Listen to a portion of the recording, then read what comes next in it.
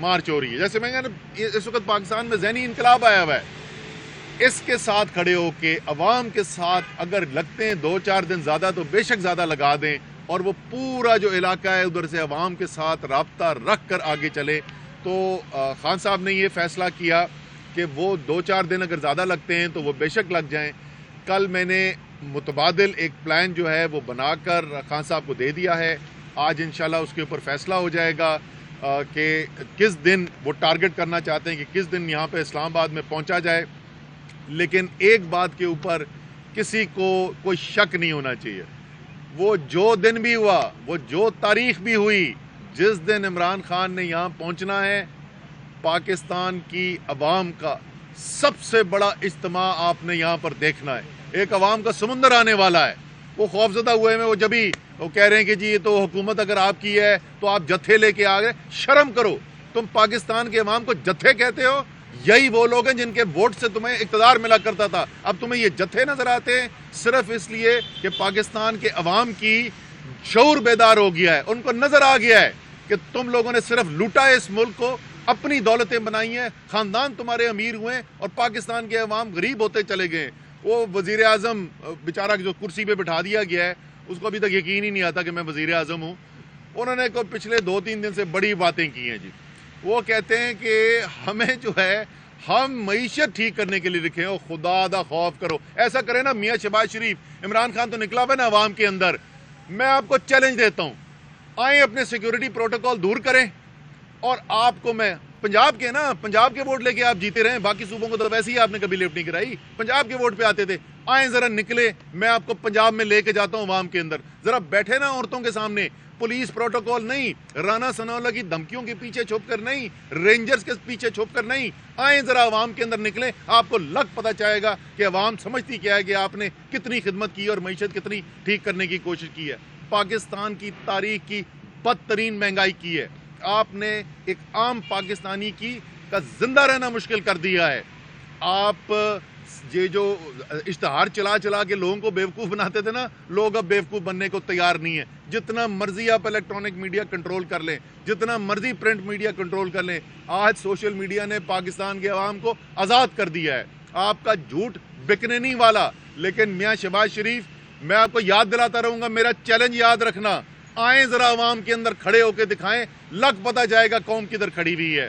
اب آخر میں یہ ضرور کہوں گا کہ بڑی اس کے اوپر بھی بات ہوتی رہی, جی آپ کس سے بول رہے ہیں, آپ کو الیکشن کس سے چاہیے. دیکھیں یہ پاکستان میں ہے, کاغذ پہ تو جمہوری نظام ہے, بڑے عرصے سے, کم 1973 کے آئین جب سے بنا ہے اس وقت تو ایک جمہوری نظام ہے. اور جمہوری نظام کے اندر یہ کام, یہ فیصلے کرنے سیاستدانوں کے کام ہوتے ہیں. لیکن اس حقیقت کو کوئی جھٹلا نہیں سکتا کہ پاکستان کے اندر ریاستی اداروں کا بڑا کردار رہا ہے.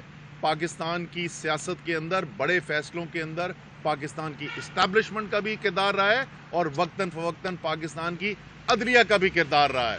میں آپ کو یاد دلاتا ہوں کہ جس وقت 2017 کے اندر جس دن برہان کے اوپر روکا گیا, وزیر اعلیٰ خیبر پختونخوا پرویز خٹک صاحب, ان کے اوپر شیلنگ کی گئی, تو اگلے دن صبح سپریم کورٹ نے ہمیں بلایا. میں اور شاہ محمود قریشی صاحب گئے تھے, اور انہوں نے ہمیں کہا کہ آپ سڑکوں پر کیوں ہیں, آپ آئیں نا, ہم آپ کو انصاف دلاتے ہیں. تو سپریم کورٹ سے تو سب سے پہلی عرض یہ ہے کہ یہ جو انسانی حقوق کی دھجیاں اڑائی جا رہی ہیں, جس طریقے سے صحافت پہ قدغن لگائی جا رہی ہے, جس طریقے سے صحافیوں کو خوفزدہ کیا جا رہا ہے, وہ ملک چھوڑ کر بھاگنے پر مجبور ہو رہے ہیں, جس طریقے سے 75 سالہ سینیٹر بھی تشدد سے بچ نہیں سک رہا ہے, آپ اس کے اوپر تو اپنا ایکشن لینا. یہ تو آپ کے پاس اختیارات ہیں, یہ تو آئین میں آپ کی ذمہ داری ہے, یہ ذمہ داری تو پوری کریں.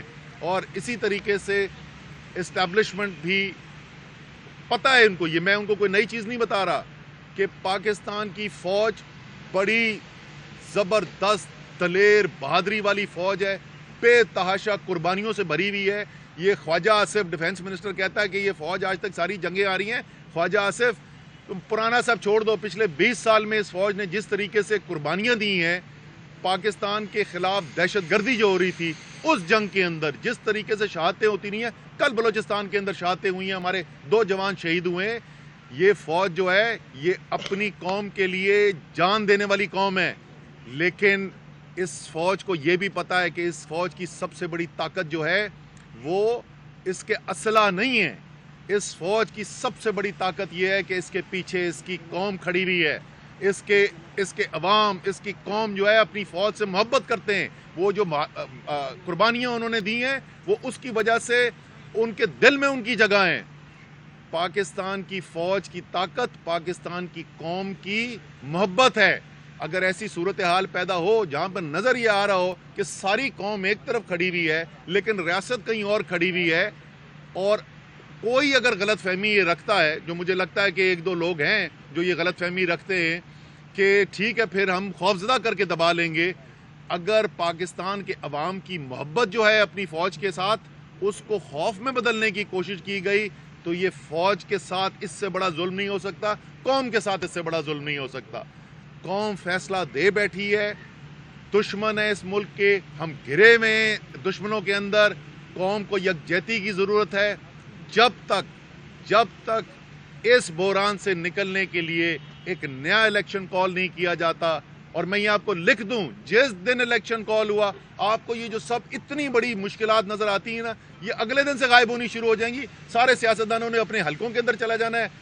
عمر ایوب بیٹھے ہوں گے ہری پور میں، ان کو فکر صرف یہ ہوگی سامنے ان کے پی ڈی ایم کا بندہ کون کھڑا ہوا ہے، ان کو باقی سب بھول جانا ہے. واحد طریقہ یہ ہے ملک کو بحران سے نکالنے کا.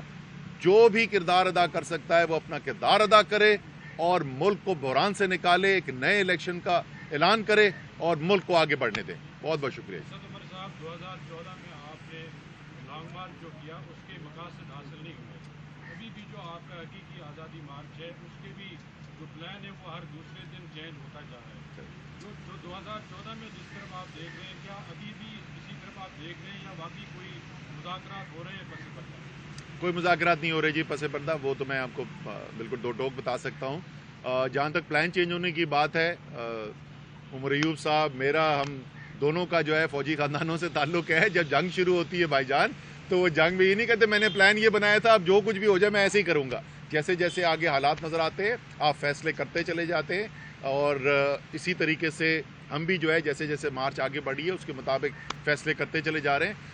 جہاں تک مقاصد نہ حاصل کرنے والی بات ہے نا، میں آپ کو بتاؤں، میں پھر دوبارہ دہراؤں گا، فوری الیکشن پاکستان کے لیے ناگزیر ہے. ہر دن جو گزر رہا ہے الیکشن کے بغیر اس سے نقصان ہو رہا ہے پاکستان کو، لیکن اس سے بڑا جو ہدف ہے، اس سے بڑی کامیابی عمران خان حاصل کر چکے ہیں، پاکستان کی قوم حاصل کر چکی ہے. لکھ لیں میرے الفاظ، پاکستان کی سیاست دوبارہ کبھی وہ نہیں ہونے والی جو پچھلے 30-40 سال سے چل رہی تھی. صاحب یہ بتائیے گا کہ آپ کیا ایکسپیکٹ کرتے ہیں کتنا کراؤڈ آپ لے کے آئیں گے؟ اگر آپ کے مطالبات نہ مانیں گے کیا احتجاج کی صورت اختیار کریں گے؟ اور دوسری بات یہ بتائیے گا آپ کہہ رہے ہیں فوری الیکشن، تو آپ کے پی کے میں اور پنجاب میں اسمبلی کیوں نہیں ڈیزالو کریں گے؟ بالکل کریں گے. ظاہر ہے جب ہم فوری الیکشن مانگ رہے ہیں تو کے پی اور پنجاب کی اسمبلی بھی ڈیزالو ہوگی نا بھائی. ہم تو خود کہہ رہے ہیں. آپ کہہ رہے ہیں لیکن آپس میں پہل کیوں نہیں کر رہے؟ کیوں کریں پہل؟ کیوں کریں پہل بھائی جان؟ بچے نہیں بیٹھے ہوئے سامنے. آپ کو الیکشن چاہیے. ملک کے اندر اس وقت خیبر پختونخوا کی حکومت، یہ پنجاب کی حکومت سے تو پاکستان میں بحران نہیں آیا ہوا.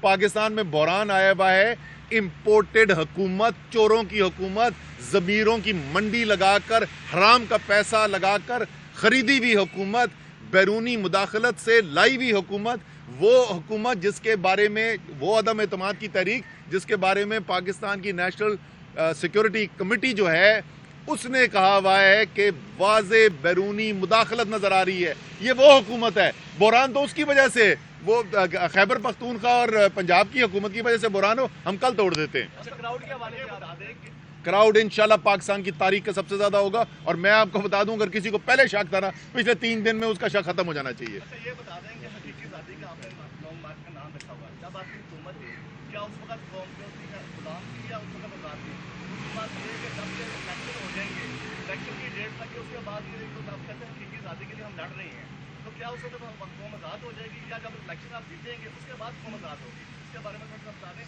اور ساتھ یہ بھی بتا دیں کہ آپ کا جو لیڈر ہے وہ فوج کے بارے میں تو کچھ نہیں کر رہا ہے کہ صادق اور امین کے بجائے غافر کہہ رہا ہے کچھ اور کہہ رہا ہے. اس کے بارے میں بھی آپ فوج کے سیدھے بھی پڑھ رہے ہیں. ایک آپ کا جو لیڈر ہے فوج کے بارے میں کچھ اور کہتا ہے. بالکل بھی نہیں کہتے، بالکل بھی نہیں کہتے. آپ سب مجھے ایک جگہ دکھا دیں، میں آپ کو چیلنج کر رہا ہوں. ٹھیک ہے جی، ان کا نام بھی لکھ لیں، میں ان کو چیلنج کر رہا ہوں. مجھے ایک سٹیٹمنٹ دکھا دیں عمران خان کا جو اس نے فوج کے خلاف دی ہو. ایک، کبھی بھی نہیں. وہ عمران خان چاہتا ہے ملک کے ریاستی ادارے طاقتور ہوں. وہ سمجھتے ہیں کہ پاکستان کو ایک طاقتور فوج کی ضرورت ہے. اس لیے وہ نہیں چاہتے اور وہ یہ کام نہیں کرتے کہ امریکہ جائیں، لندن جائیں اور اپنی ہی فوج کے بارے میں ان کو بتائیں باہر جا کے بیرونی آقاؤں کو کہ یہ میری فوج جو ہے نا یہ بڑی سائشی فوج ہے. وہ سری لنکا کے اندر چھپ کے بھارت کے وزیر اعظم سے اس لیے نہیں میٹنگ کرتے کیونکہ مجھے میری فوج سے ڈر لگتا ہے. یہ کام نواز شریف کے کرنے کے ہیں، یہ کام جو ہے یہ زرداری کے کرنے کے ہیں.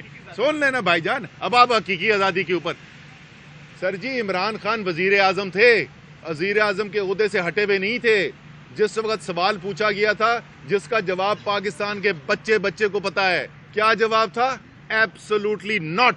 وزیر اعظم ہوتے ہوئے کہا تھا. روس کا دورہ وزیر اعظم ہوتے ہوئے کیا تھا. عمران خان نے تو آپ کو آزاد دکھایا تھا جو انہوں نے وعدہ کیا تھا 26 سال پہلے، نہ میں جھکوں گا کسی غیر کے سامنے، نہ قوم کو جھکنے دوں گا، انہوں نے تو کر کے دکھایا تھا. اسد عمر صاحب آپ پنڈی میں بیٹھ کے نیوز کانفرنس کر رہے ہیں. ایک تو بتائیں اٹک کی قیادت میں جو بخاری صاحب ہے، غلام سرور خان بھی آپ پوچھے ہوئے ہیں. پلان کیا ہے؟ آپ ٹی چوک میں پڑاؤ کریں گے، راول پنڈی مری روڈ پہ آئیں گے، مریڈ آئیں گے، فیض الحسن چوہان بھی ڈپٹی اسپیکر بھی یہاں بیٹھے ہوئے. پلان کیا ہے پنڈیا؟ سر جو ڈی چوک ہے وہاں کے تو نہیں، وہاں پہ جانے کا نہیں ہے. سپریم کورٹ کہہ چکی. سپریم کورٹ نے کچھ جگہیں مختص کی ہوئی ہیں اسلام آباد کے اندر جہاں احتجاج ہو سکتا ہے. ان تمام جگہوں پہ ہم جانے کا حق رکھتے ہیں. مری روڈ پنڈی پہ ہم آنے کا حق رکھتے ہیں. تو ہو سکتا ہے یہ جو آپ نے بہت ساری سوائے ڈی چوک کے باقی جگہوں کے جن کا ذکر کرا تھا، ہو سکتا ہے ہم سب میں جائیں.